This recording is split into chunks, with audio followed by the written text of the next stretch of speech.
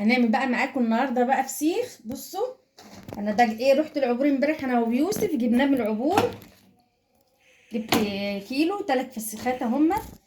غسلته حلو تحت الحنفيه ونشفته من الميه. هجيب مناديل برضه انشف الميه دي عشان مش هينفع اخللها والميه دي موجوده فيها. تمسكي المناديل كده وننشف هنا حلو كده عشان الدم ده. بصوا الدم احمر اهو، يعني السمكه صبحه.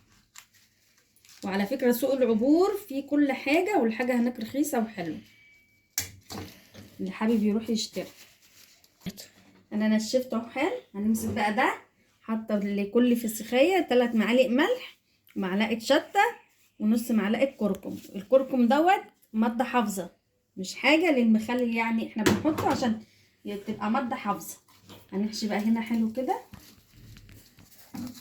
ما تستخسريش. هنا اهم حاجه تحشيها حلو.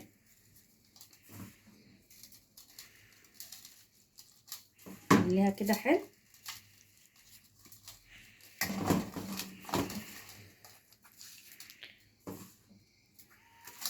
انا سألت عليه، عندنا هنا البوري ب130 جنيه، جبناه من العبور ب90. يعني ال3 سمكات دول ب90 جنيه. شوفي بقى انت لو هتجيبيهم تشتريهم جاهزين، الكيلو ب300 وب400 جنيه.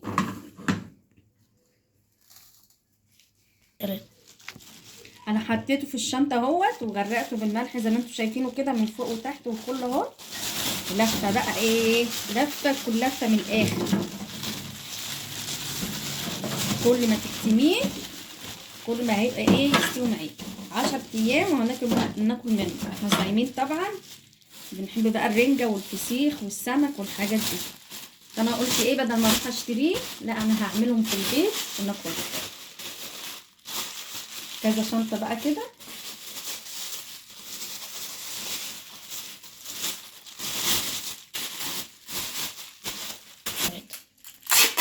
بصوا بقى انا لفيت كويس اهو، 2 شنطه حلوين. بعد كده جبت اللف،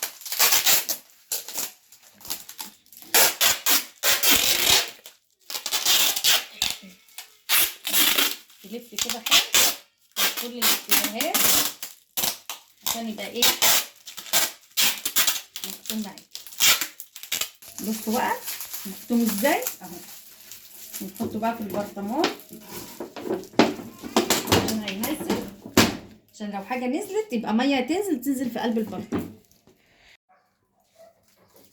ده الفسيخ بقى اللي انا خليته بقاله بالظبط 10 ايام. هفتحه معاكم اهو.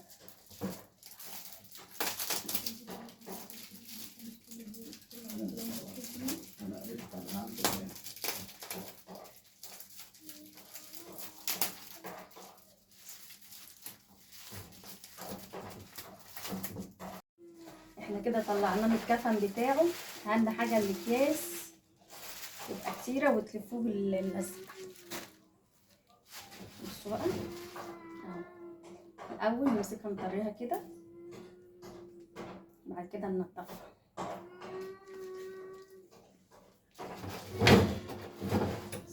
ننضف بقى وافتح معاكم. بصوا